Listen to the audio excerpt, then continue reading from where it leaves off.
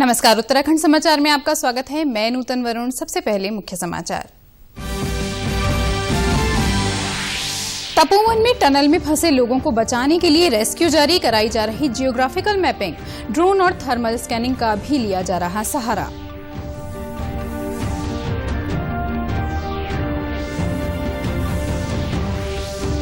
आपदा प्रभावित गांव में पहुंचाई जा रही राहत सामग्री, लगाए गए मेडिकल कैंप। अब तक 34 लोगों के शव बरामद, जिंदा लौटे 2 लोग।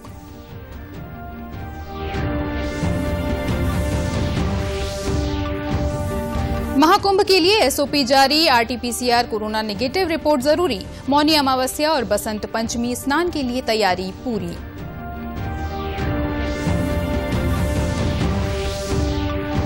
और मुख्यमंत्री त्रिवेंद्र सिंह रावत ने उत्तरकाशी के मोरी में किया लगभग 46 करोड़ की विकास योजनाओं का लोकार्पण और शिलान्यास। महाविद्यालय खोलने समेत कई घोषणाएं। त्यूणी में डिग्री कॉलेज भवन का शुभारंभ। और अब समाचार विस्तार से। आपदा के दौरान तपोवन की टनल में करीब 35 लोगों के फंसे होने की आशंका है। उन लोगों को बाहर निकालने के लिए लगातार रेस्क्यू अभियान चलाया जा रहा है, लेकिन टनल को अब तक पूरी तरह नहीं खोला जा सका है।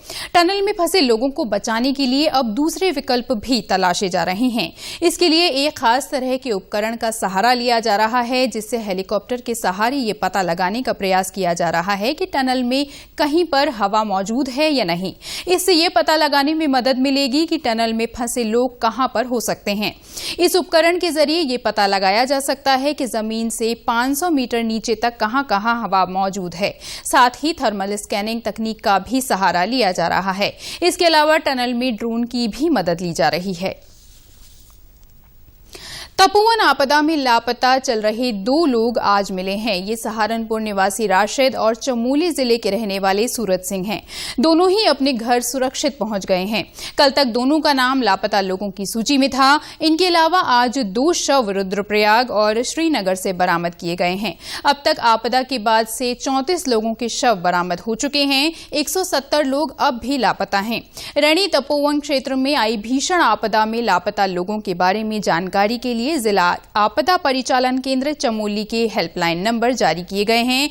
किसी भी तरह की सूचना मिलने पर 1077 या 9068187120 अथवा 7830839443 पर संपर्क किया जा सकता है।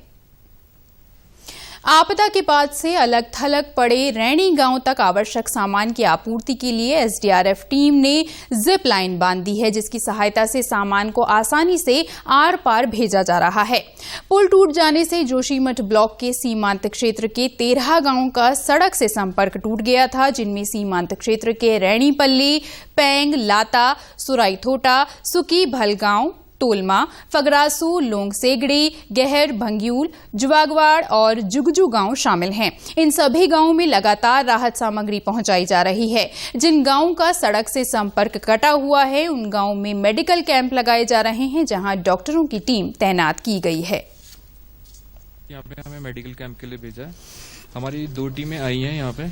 एक टीम सराईटोटा में है, जो कि एएनएम सेंटर में बैठी है। वो महिला चिकित्सक है। बाकी हमारी टीम यहाँ पे ऑन स्पॉट रेणी में बैठ रखी है। टोटल अभी तक हमने 80 पेशेंट्स को देख लिया है। बाकी लोगों का जो पोस्ट ट्रॉमेटिक स्ट्रेस होता है उसको दूर किया जाए। बाकी एंग्जाइटी थी, पैनिक था, उसको दूर करने के लिए हम लोग आ गए थे उसी टाइम। चमोली जिले के तपोवन क्षेत्र में आई भीषण आपदा के कारणों को लेकर वैज्ञानिकों ने शोध शुरू कर दिया है। राष्ट्रीय जल विज्ञान संस्थान रुड़की के वैज्ञानिक डॉक्टर मनोहर अरोड़ा ने अनुमान जताया है कि ये आपदा केवल ग्लेशियर टूटने से नहीं आई है। उन्होंने बताया कि ये अलग अलग विषम परिस्थितियों के समावेश के कारण हो सकता है। उन्होंने कहा कि क्षेत्र में लगातार बर्फबारी और बारिश के कारण ऊंचाई वाले इलाकों पर पानी के जमाव के बाद भारी दबाव के कारण मलबा पहाड़ों से बर्फ की चट्टानों सहित काफी तेजी से नीचे की ओर आता है। उन्होंने कहा कि इस संबंध में व्यापक शोध की आवश्यकता है। वैज्ञानिक दृष्टि से यह महत्वपूर्ण है कि इस तरह की घटनाओं पर नजर रखी जाए, जिससे आपदा की स्थिति में जान माल का कम से कम नुकसान हो।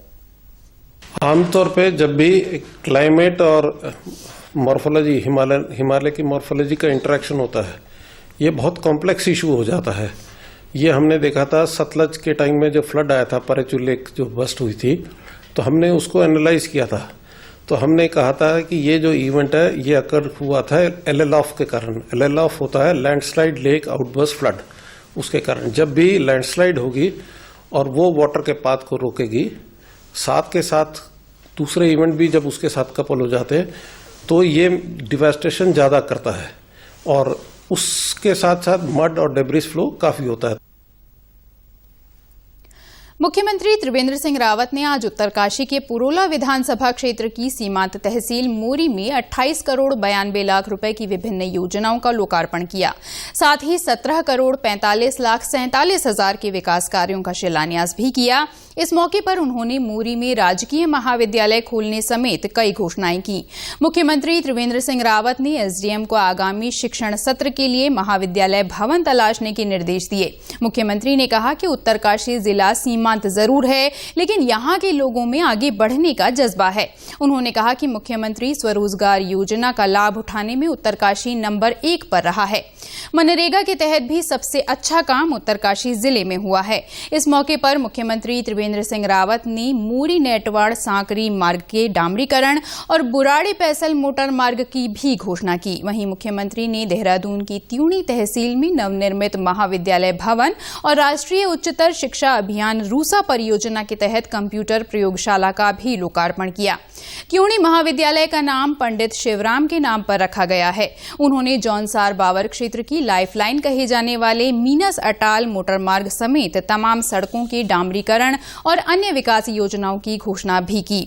इस अवसर पर उच्च शिक्षा एवं सहकारिता राज्य मंत्री डॉक्टर धन सिंह रावत ने कहा कि अगले साल प्रत्येक महाविद्यालय को 4G नेटवर्क से जोड़ दिया जाएगा। यहाँ पर एक वर्षों से लंबित इनकी डिमांड थी डिग्री कॉलेज की, तो आज मैंने यहाँ पर डिग्री कॉलेज की घोषणा की है और इस विद्यालय को हम बहुत जल्दी यहाँ पर प्रारंभ भी करना चाहेंगे। जो हमारा केदार कांठा का मुख्य मार्ग है, जिसको हम मोरी नेटवाड़ सांकरी मोटर मार्ग कहते हैं, उस मोटर मार्ग और एक आध और मोटर मार्ग जो उसके डामरीकरण के लिए मैंने यहाँ पर घोषणा की है। जो पेयजल की जो आवश्यकता है, पेयजल के लिए मैंने कहा है कि भाई आप एस्टीमेट बनाकर भेजिए, हम उनको लिए धन आवंटित करेंगे। हरिद्वार महाकुंभ के लिए केंद्रीय स्वास्थ्य मंत्रालय के बाद अब उत्तराखंड सरकार ने भी एसओपी जारी कर दी है। महाकुंभ के दौरान श्रद्धालुओं को स्नान के लिए अधिकतम 20 मिनट का समय दिया जाएगा। इसके लिए कर्मचारी तैनात किए जाएंगे। दुर्घटना से बचने के लिए तैराक और गोताखोर भी तैनात रहेंगे। एसओपी में 65 वर्ष से अधिक उम्र के लोगों, गर्भवती महिलाओं, 10 साल से छोटे बच्चों को घाट क्षेत्र में प्रवेश नहीं दिया जाएगा। कुंभ मेला क्षेत्र में संगठित रूप से भजन गायन और भंडारे के आयोजन पर प्रतिबंध रहेगा। पुलिस, एसडीआरएफ समेत अन्य एजेंसियों को स्नान घाट पर संचार तंत्र स्थापित करना होगा, जिससे घाटों पर तैनात तैराकों के बीच समन्वय बनाया जा सके। घाट पर सभी कर्मचारी पीपीई किट पहनकर ही तैनात होंगे। स्नान के दिन केवल भोजन, डेयरी, दवा, पूजन सामग्री, कंबल आदि की दुकानें ही खुलेंगी। बाकी सभी प्रतिष्ठान बंद रहेंगे। तय समय पर दुकानों और प्रतिष्ठानों को सैनिटाइज करना अनिवार्य किया गया है। मास्क पहनना जरूरी होगा। साथ ही खरीदारों की थर्मल स्कैनिंग और सैनिटाइजेशन की सुविधा रखनी होगी। दुकान में कोविड-19 की रोकथाम से जुड़ी जानकारियां, गाइडलाइंस, कंट्रोल रूम नंबर और नजदीकी कोविड-19 सेंटर की जानकारी के पोस्टर चस्पा करने होंगे। पार्किंग में अलग अलग दिशाओं से आने वाले वाहनों के लिए अलग अलग पार्किंग स्थल बनेंगे। पार्किंग स्थल पर आग से बचाव के पर्याप्त प्रबंध होने चाहिए। पार्किंग स्थल के पास भोजन बनाना प्रतिबंधित किया गया है। साथ ही बिना रजिस्ट्रेशन और बिना प्रवेश पास के आए वाहनों और यात्रियों को पवित्र स्नान और अन्य धार्मिक गतिविधियों में शामिल नहीं होने दिया जाएगा। कल होने वाली मौनी अमावस्या को लेकर हरिद्वार जिला प्रशासन और कुंभ मेला पुलिस ने बैठक कर जरूरी तैयारियों पर चर्चा की। साथ ही आगामी वसंत पंचमी स्नान को लेकर कुंभ मेला पुलिस महानिरीक्षक संजय गुंजियाल ने बताया कि स्नान की दृष्टि से मेला क्षेत्र को 6 जोन और 24 सेक्टरों में बांटा गया है। उन्होंने बताया कि ट्रैफिक प्लान भी लागू कर दिया गया है। हालांकि दोनों स्नान महाकुंभ मेला के तहत शामिल नहीं हैं, लेकिन सभी तैयारियां कुंभ की तरह ही की जा रही हैं।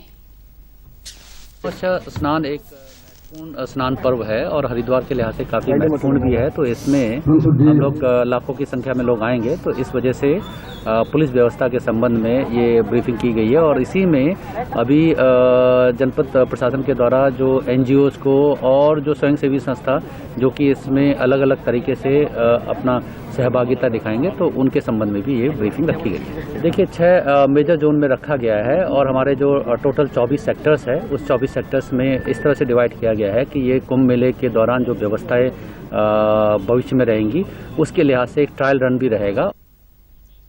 जिलाधिकारी सी रविशंकर ने बताया कि बैठक में मेले में आने वाली भीड़ और कोरोना महामारी से संबंधित गाइडलाइन के अनुपालन को लेकर स्थानीय व्यापारियों, होटल व्यवसायियों और आम नागरिकों से भी सहयोग की अपील की गई है।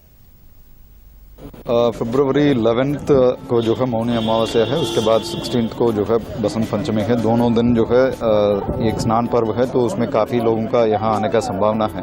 ऑलरेडी हम लोगों ने जो है एक SOP जारी किया है। इसमें जो है सभी से अपेक्षा भी किया है कि RT-PCR नेगेटिव लेकर के आएंगे और जो कुछ लोग जो अन्य बीमारियों से ग्रसित हैं उनको नहीं आने का भी सलाह दिया है। इस प्रकार का जो SOP है इसका इन्फोर्स करने के लिए एक बड़ा टीम गठित हुआ है। इसमें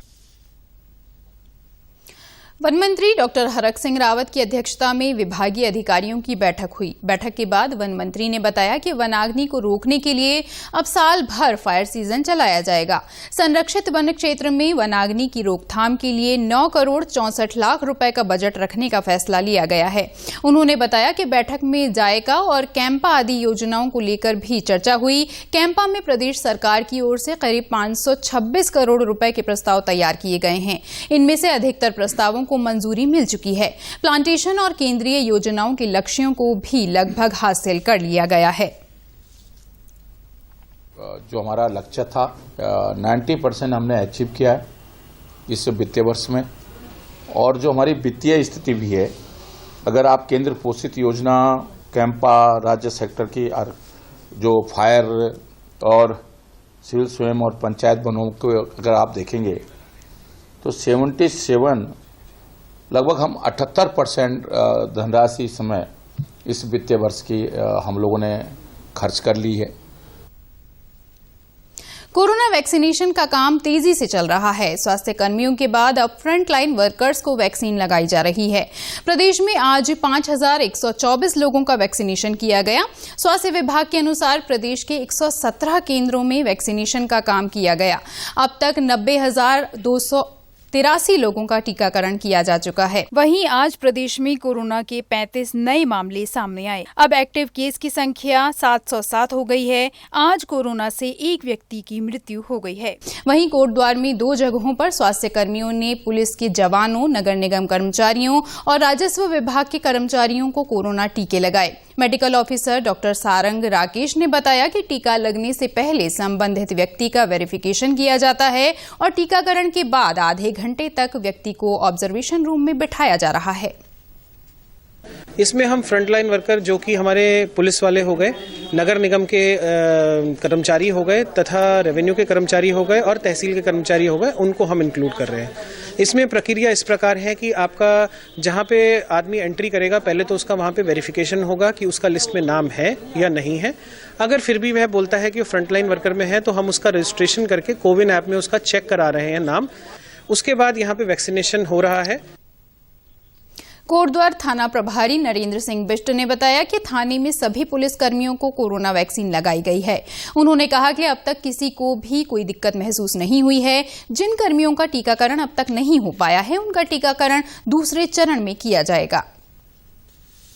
हमारे उधर पे शिविर लगाया सिटी मॉन्टेसरी स्कूल में, जिसमें फ्रंट लाइन वॉरियर्स को, जिसमें पुलिस भी इंक्लूडेड है, तो उनका ये कोविशील्ड टीका लगाया गया है। तो हमारे लगभग अभी 40-50 लोगों का हो गया। कल भी ये शिविर चलेगा, तो बता रहे हैं कि फिर 28 दिन बाद दूसरा एंटीडोट लगेगा।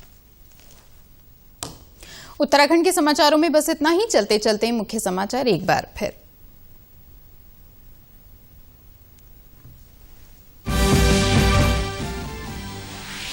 तपोवन में टनल में फंसे लोगों को बचाने के लिए रेस्क्यू जारी, कराई जा रही जियोग्राफिकल मैपिंग, ड्रोन और थर्मल स्कैनिंग का भी लिया जा रहा सहारा।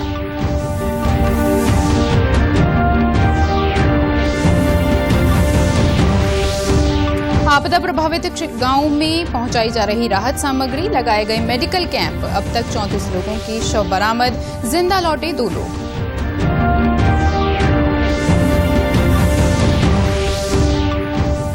महाकुंभ के लिए एसओपी जारी, आरटीपीसीआर कोरोना नेगेटिव रिपोर्ट जरूरी।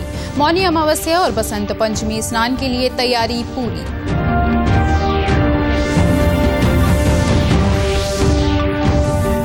और मुख्यमंत्री त्रिवेंद्र सिंह रावत ने उत्तरकाशी की मोरी में किया लगभग 46 करोड़ रुपए की विकास योजनाओं का लोकार्पण और शिलान्यास।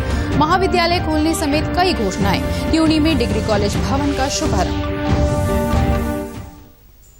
उत्तराखंड की खबरों के लिए आप हमसे सोशल मीडिया के माध्यम से भी जुड़ सकते हैं। हमारा ट्विटर हैंडल है DD News_देहरादून। हमारा फेसबुक पेज है DD News उत्तराखंड और हमारे YouTube channel DD News Uttarakhand को भी आप सब्सक्राइब कर सकते हैं। कोरोना संक्रमण से बचने के लिए मास्क का अनिवार्य रूप से और सही ढंग से प्रयोग करें। साथ ही सामाजिक दूरी का ख्याल रखें, नियमित रूप से हाथ धोएं और याद रखें, कोरोना को हराना है, मास्क जरूर लगाना है। इसी के साथ मुझे दीजिए अनुमति। नमस्कार।